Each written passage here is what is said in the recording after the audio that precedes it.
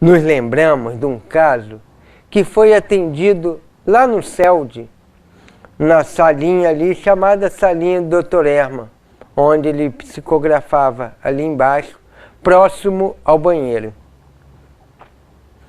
E ali ele atendeu uma jovem, foi levada pela mãe, e ela começava a incorporar toda hora, fazia trejeitos, e ele foi lá socorrê-la, foi chamado para socorrê-la.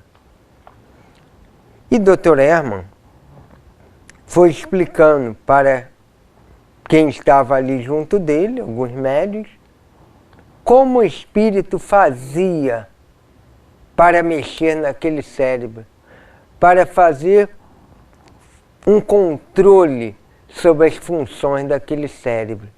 E ele dizia, é como se estivesse algumas alavancas espirituais sobre esse cérebro, sobre o cérebro dela.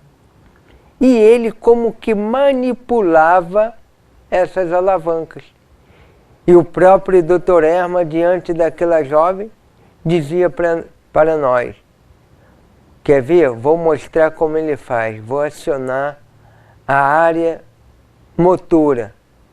Quando ele mexia, a jovem entrava quase em convulsão.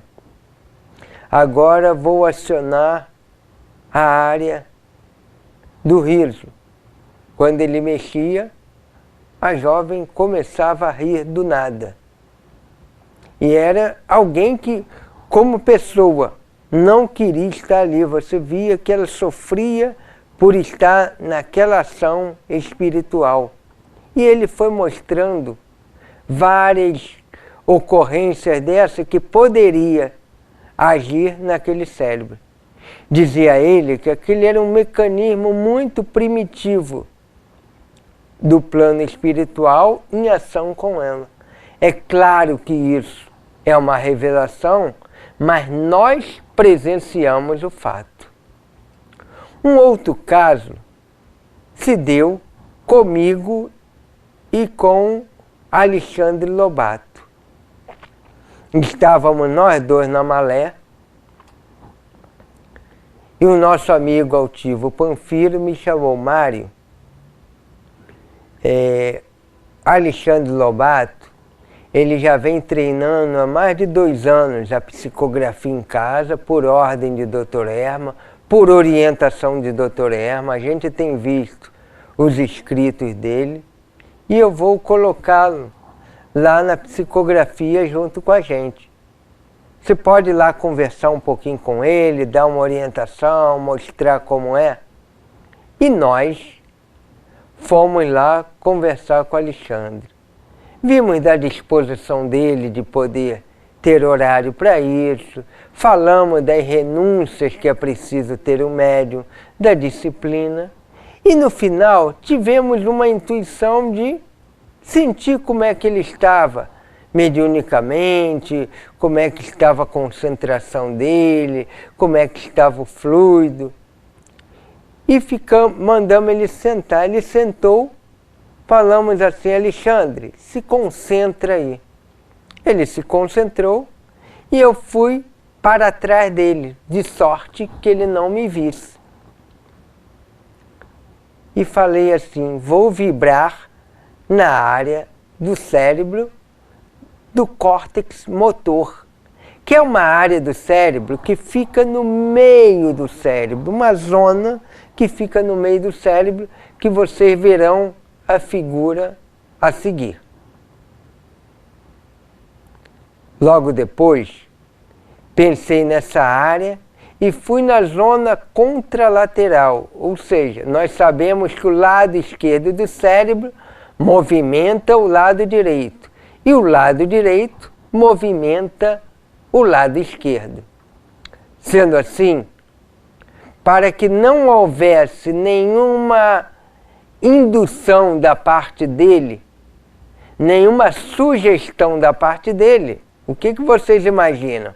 Um médium que vai para a psicografia, ele imagina que a gente vai mexendo na mão direita dele, né? No lado esquerdo, na mão direita. Como ele não sabia nem o que eu ia fazer, ele estava concentrado.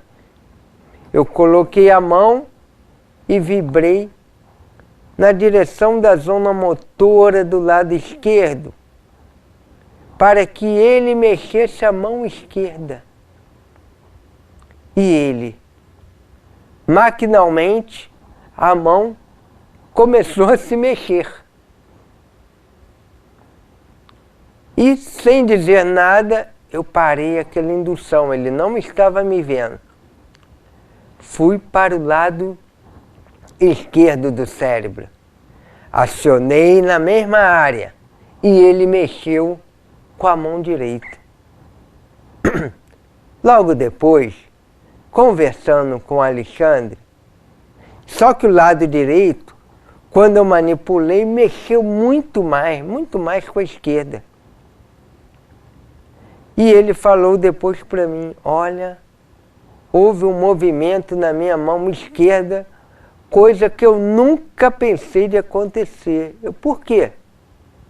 Porque essa mão esquerda minha é uma dificuldade. Durante alguns anos, o professor lá de basquete queria que eu usasse a mão esquerda e ele não conseguiu. Porque a minha mão esquerda não serve quase para nada, eu não sei fazer nada com essa mão esquerda. Nem pegar um copo d'água eu consigo pegar com a mão esquerda.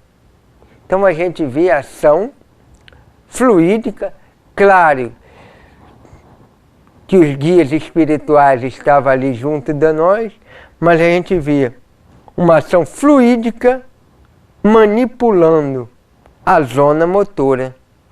E aí, isso aí a gente interpola para o plano espiritual. Imagine como o espírito deve agir sobre os médiuns. Aquele médium que estribucha, que cai no chão de alguns cultos que a gente conhece, seria o quê? A ação na zona motora. A ação espiritual, como que energizando uma área do cérebro que permitisse todo aquele movimento que não foi pensado pelo médium. Aí a gente fica pensando, será possível então que uma máquina acione as funções cerebrais? É claro que sim. Há pouco tempo passou na televisão uma reportagem sobre neurociência, em que o cientista dizia assim, com micros eletrodos enfiados no cérebro, ele falava assim, agora vou tocar na área da emoção. E a pessoa começava a chorar do nada. Ou vou tocar numa área do prazer.